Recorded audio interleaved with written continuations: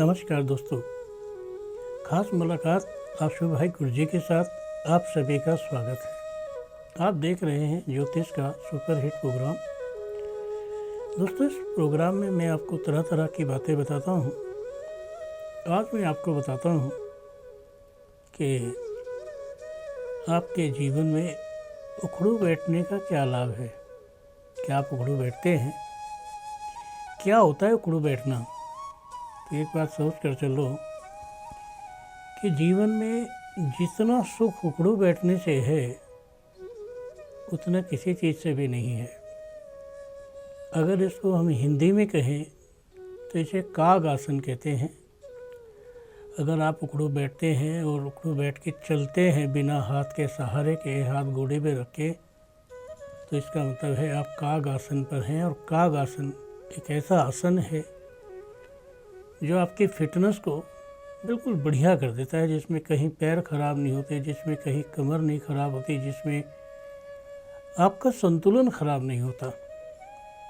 आप जानते हैं, अगर किसी भी व्यक्ति का संतुलन खराब हो जाए तो उसका जीवन खराब हो जाता है। समझो कि उसका सब कुछ खराब हो गया।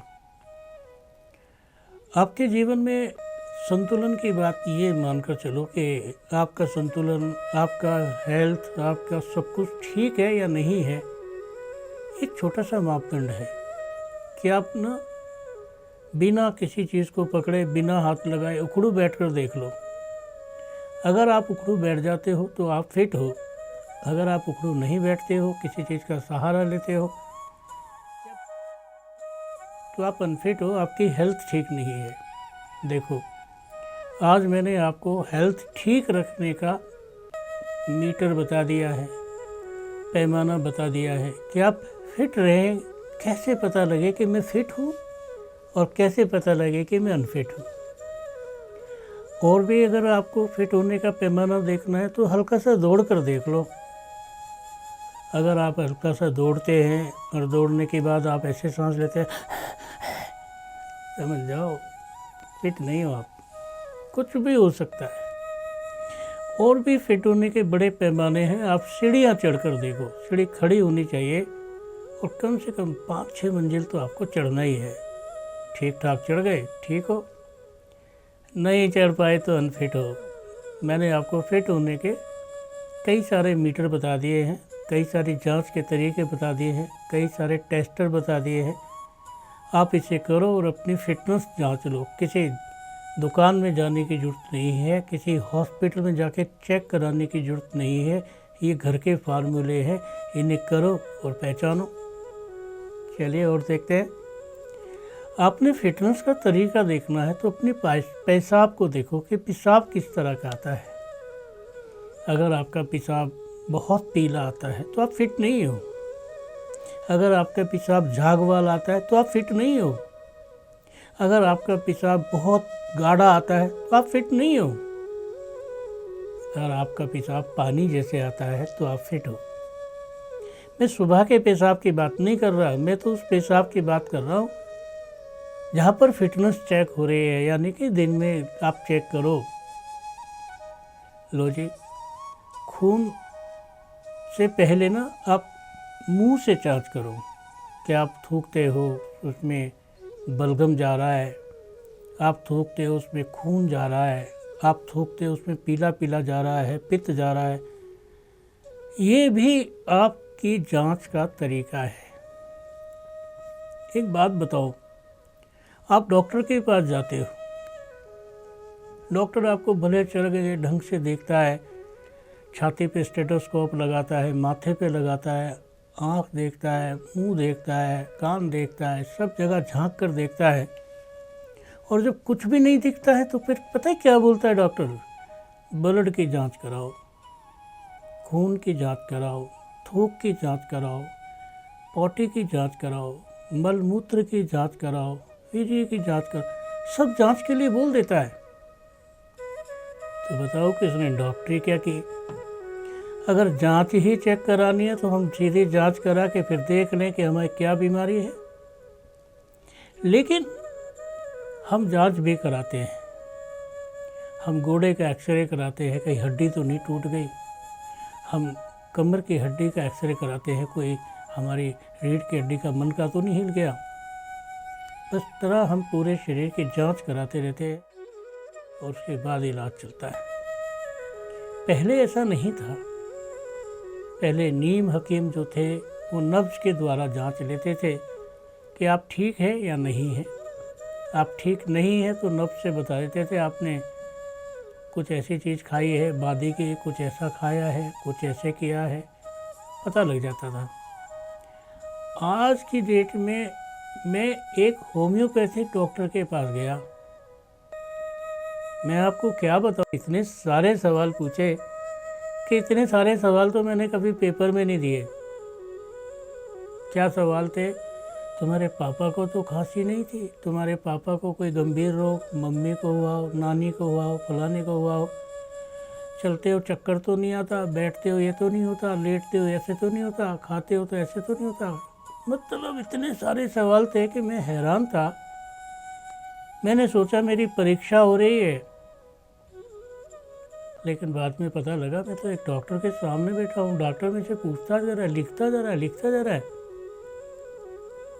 बाद में उसने एक छोटी सी पुड़िया बनाई, सफ़ेद सी गोली दी और बोला ले ले आओ और खा लेना और ठीक हो जाओगे। अरे मैंने देखा इतनी सी गोली है, क्या ही असर करेगी।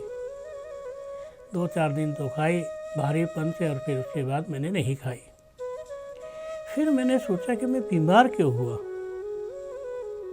फिर मेरे को सोचने पे पता लगा कि अच्छा, हम लोग दावत में गए थे और कहीं शादी में गए थे, वहाँ पर शायद तेल पानी ठीक नहीं था, तो वहाँ जो कुछ भी खाया था वो पचा नहीं। आप आज जो खाते हैं ना उसका रिजल्ट 2 दिन बाद आता है। आपके शरीर से आपने जो कुछ भी आज खाया है इसका जो रिजल्ट है कल के बाद आएगा, और जब रिजल्ट आएगा तो आप हैरान हो जाएंगे कि क्या रिजल्ट आया है। हमारे जीवन में बहुत सारी तब्दीलियां हैं।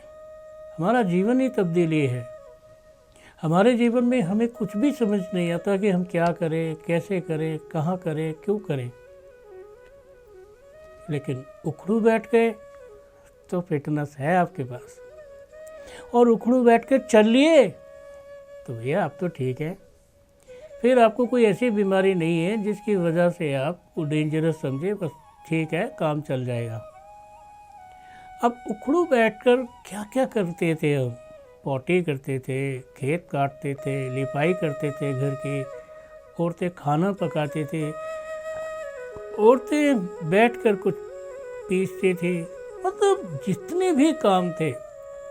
इवन हम शादी ब्याह में भी जाते थे तो वहाँ भी बैठ कर ही खाना खाते थे, उखड़ू बैठ कर या आलती पालती मार के। और आज है कोई भी काम उखड़ू बैठ कर नहीं करते हैं। डाइनिंग टेबल है, खाने की टेबल है। अगर आप उखड़ू बैठकर खाना खाएंगे तो आपका पेट भार नहीं आएगा। कारण क्या है कि आपका पेट ना दोनों गोड़ों से चिपका रहेगा। उतना ही खा पाएंगे जितना आप खा सकते हैं, उससे ज़्यादा ओवरलोड मामला नहीं होगा। अगर आप चौकड़ी बैठकर खाना खाएंगे तो आप खाते जाइए और उसके बाद हाथ ऐसे करें उठाना भाई, तो 2 जने आपको पकड़ के उठाएंगे। आपकी ज़िंदगी में, आपकी लाइफ में आपको उखड़ू बैठने की प्रैक्टिस ज़रूर करनी है। अगर आप दिन भर में 15 या 20 मिनट उखड़ू बैठते हैं, काग आसन करते हैं, तो फिर आप ठीक रहते हैं। दोस्तों, बहुत सारे आसन ना जानवरों के नाम से है। सिंहासन, मयूरासन, कोबरा आसन, समझ गए जी, मगरमच्छ का आसन। मतलब इतने सारे आसन हैं जो आप सोच नहीं सकते कि ये आसन जानवरों से हम क्या क्या सीख सकते हैं।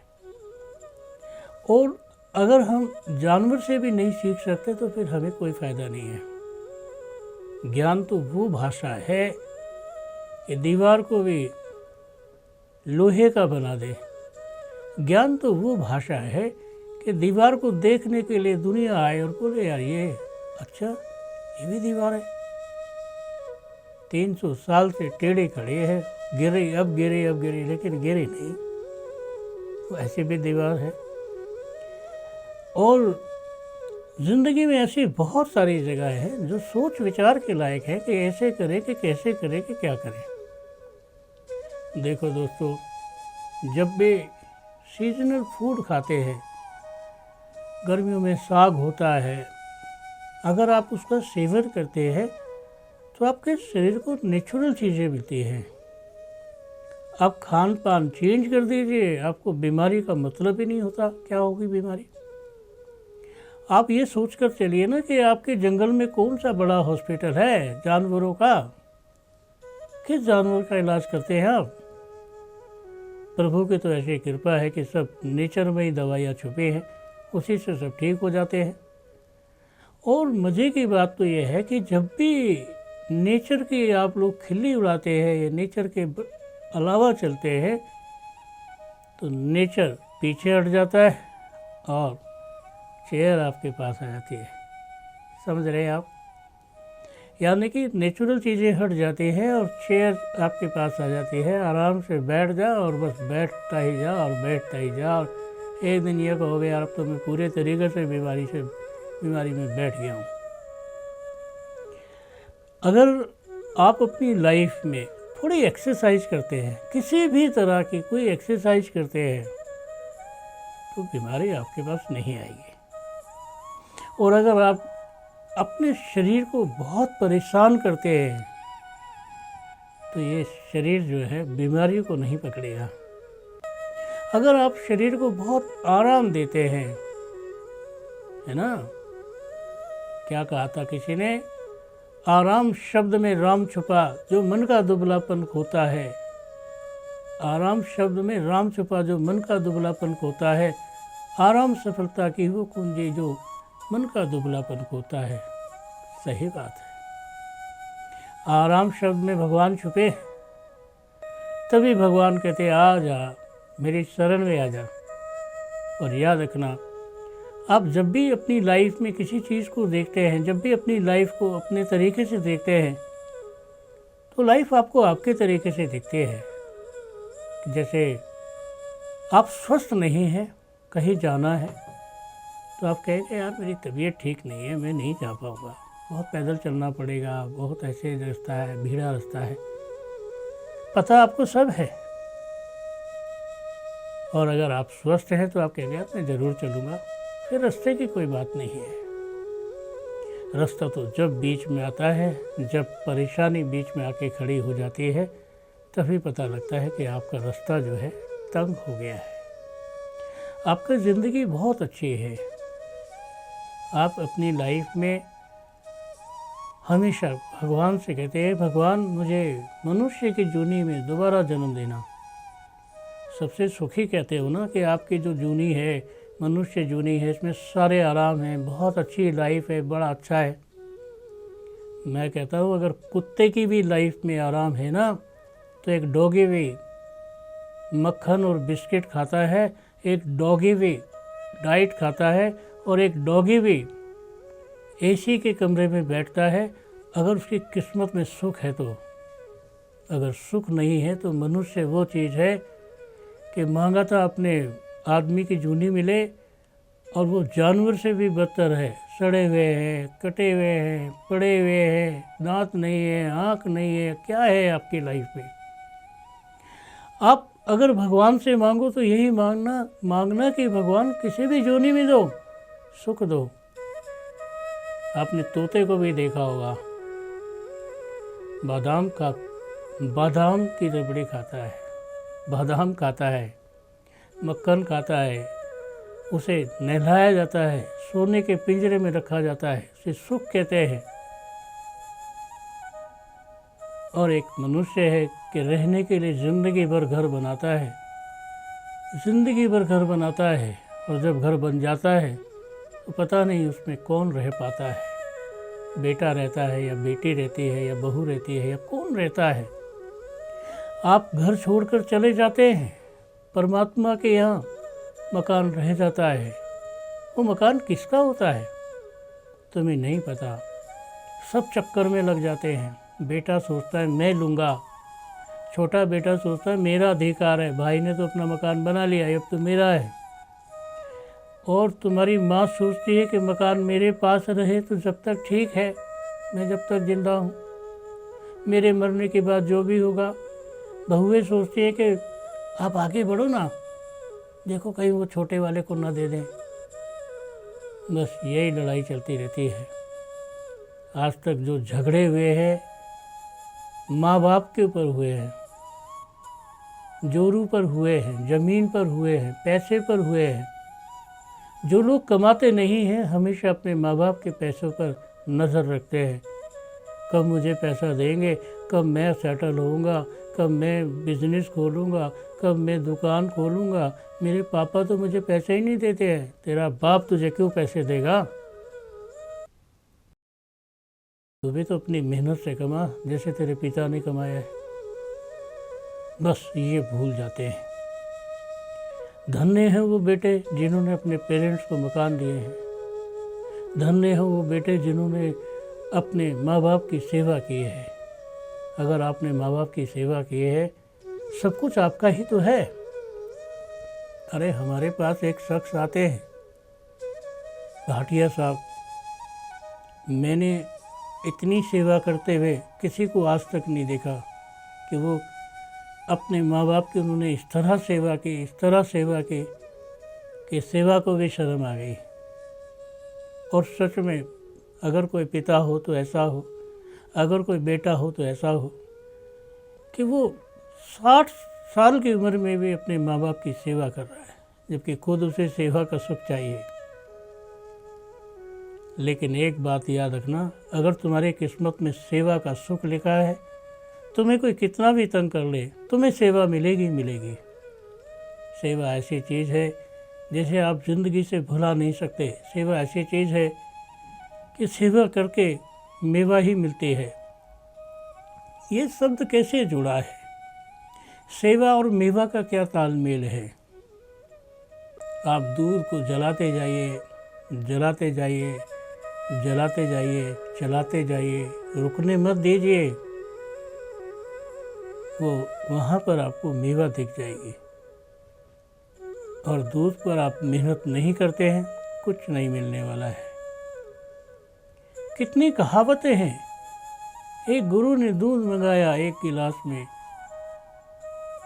और चेला उसमें उंगली चलाने लगा। गुरु पूछता है, क्या देखता है इसमें? बोला, गुरुदेव मैं इसमें ढूंढ रहा हूँ देसी घी कहाँ है, मैं इसमें ढूंढ रहा हूँ इसमें पनीर कहाँ है, मैं इसमें ढूंढ रहा हूँ कि दही कहाँ है, मैं इसमें तमाम चीज़ें ढूंढ रहा हूँ, मुझे कुछ चीज़ मिलती नहीं है। भगवान के गुरुजी कहते हैं कि मूर्ख, ढूंढने से कुछ नहीं मिलता है। ढूंढने वाले तो जीवन भर ढूंढते रहते हैं। जीवन भर ऐसे भी लोग हैं जो आप में गलतियां ढूंढते रहेंगे, ढूंढते रहेंगे, आप में कोई गलती मिल जाए, ढूंढते रहेंगे। लेकिन जो मेहनत करते हैं वो पा लेते हैं। बहुत से लोग तो यही कहते रहते हैं, लॉटरी लग जाए, कब लगेगी, कब किस्मत खुलेगी। लॉटरी भी ऐसे नहीं लगती है, लॉटरी भी मेहनत से लगती है। तुम मेहनती बन जाओ, तुम्हें लॉटरी ज़रूर लग जाएगी। मेहनत करने के बाद जो कुछ मिलेगा फल, वो एक लॉटरी ही है, वो कुछ और नहीं है। उसे लॉटरी कहते हैं। जो मेहनत से नहीं मिलता उसे हराम कहते हैं। हराम, यहाँ पे भी राम छुपे हैं। देखो, जब आप मृत्यु को प्राप्त करते हो तो सबसे पहले मरने के बाद सब यही कहते हैं, कौन जा रहा है? अरे मुर्दा जा रहा है। तुम्हारा नाम ही ख़त्म हो जाता है। जब पैदा होते तो नाम मिलता है और जब मर जाते हो तो तुम्हारा नाम ही ख़त्म हो जाता है। तुम मुर्दा हो जाते हो, लाश हो जाते हो, मैयत हो जाते हो। तुम्हारा कपड़ा भी कपड़ा नहीं बोलते, कहते कफन है। ये कैसी भाषा है कि मरने के बाद चेंज हो जाती है। तुमने प्रभु का बड़ा नाम लिया, फिर भी तुम्हें ले जाते वक्त यही कहते हैं, राम नाम सत्य है, राम नाम सत्य है। और मुस्लिमों में कहते हैं ला इलाहा इल्लल्लाह मुहम्मद रसूल। तुम्हें अब समझ में आया है, तुम अब समझा रहे हो उसको जब ये मर गया है, तब ये कह रहे हो सबको, वो सबके लिए है। राम नाम सत्य है कि हाँ भगवान सत्य है, उसका ये परिणाम है, ये जा रहा है, ये मर गया है, तो हमें भी ऐसे ही जाना है। लेकिन हम समझते कहाँ हैं? सिर्फ शमशान घाट तक गए, वापस आए, इसके बाद तो फिर वही रंग रंगलियाँ हैं।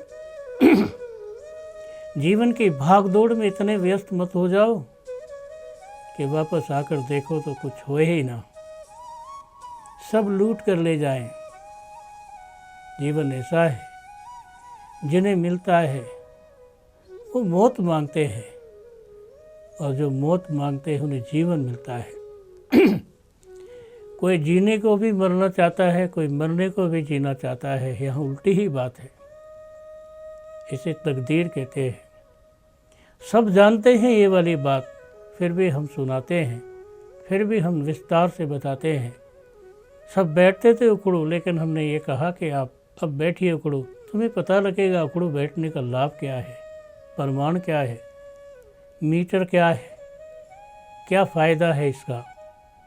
फ़ायदे की दुनिया है, फ़ायदे में आप नहीं रहोगे तो जीवन में सब कुछ तुम्हारा चला जाएगा, सब कुछ तुम्हारे हाथ से निकल जाएगा। आज के लिए दोस्तों बस इतना ही। कल फिर करेंगे खास मुलाकात आशु भाई गुरजी के साथ। नमस्कार।